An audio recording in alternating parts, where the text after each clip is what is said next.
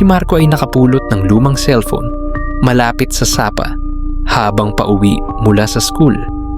Medyo sirang-sira na ito, pero nang isaksak niya sa charger sa bahay, gumana ito. May lamang video, larawan at isang hindi pangkaraniwang app na walang pangalan. Sa unang gabi, habang nagcha-charge ang phone, kusat tong nag-on at nag-play ng isang video.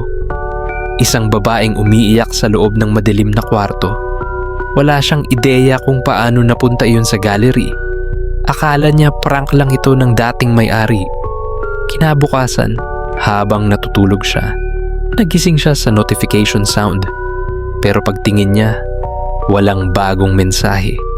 Ang wallpaper ng phone ay biglang nagbago.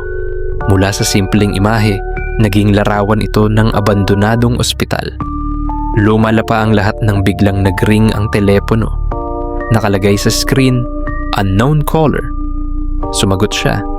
May boses na babae sa kabilang linya. Mahina, nanginginig. "Tulungan mo akong makalabas," sabi nito.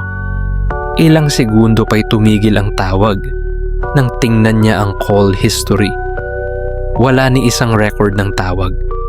Pinatingnan niya ang phone sa technician. Pero ang sabi nito, walang kahit anong media o apps dito.